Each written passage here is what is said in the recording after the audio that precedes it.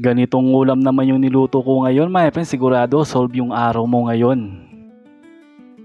What's up, my friend? Kakatapos lang ng birthday ko kaya salamat sa lahat ng bumati sa akin nung isang araw, my friend. Medyo may hangover pa ako, my friend, kaya ito magluluto muna tayo ng lieg ng manok, my friend, para magising yung diwa natin.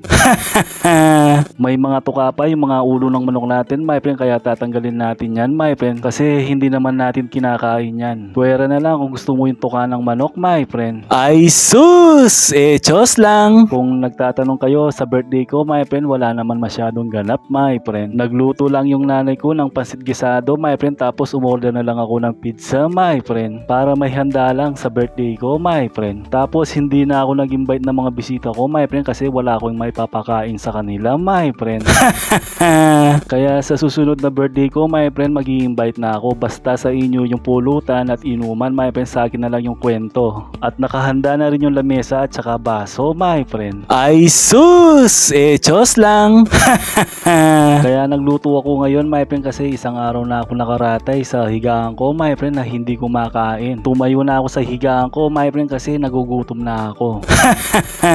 Tapos yung mga alaga natin, my friend, nangungulit na. Hindi pa sila kumakain daw. Ay sus!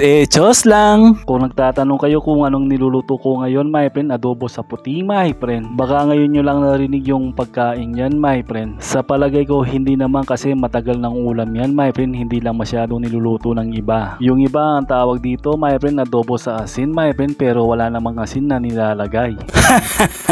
Lagyan mo lang ng toyo to, my friend, adobo na. Pero ito, my friend, inalis ko lang yung toyo niya, my friend, kaya adobo sa puti siya, my friend. Yung may toyo, yung nagbo-voice over lang, my friend.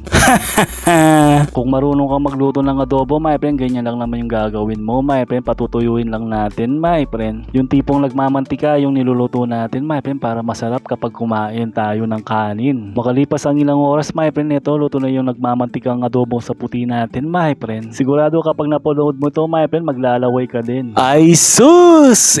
Chos lang! At ito na yung niluto ko, my friend. Tara, samahan mo kong magmukbang, my friend. At sinabay ko na din yung kanin, my friend, para makakain na din, my friend. Nilalagay ko pala sa kanin yung sarsa niya, my friend. Naglalaway na ako, my friend. Paano pa kaya kapag kinain na natin? At syempre, hinahinay lang tayo sa pagkain ito, my friend. Mataas sa kolesterol to, my friend. Kaya kapag kumakain ako ng matatabang pagkain, my friend, hindi ako umiinom ng malamig na tubig, my friend. Kasi kapag uminom ka kagad ng malamig na tubig, my friend, sigurado yung kinain mong taba na yun, my friend, mabubuo sa loob ng katawan mo yun, my friend. Kaya hinay-hinay lang sa pagkain ng matataba. Ang sarap ng pagkakaluto ko ng adobo sa puti, my friend.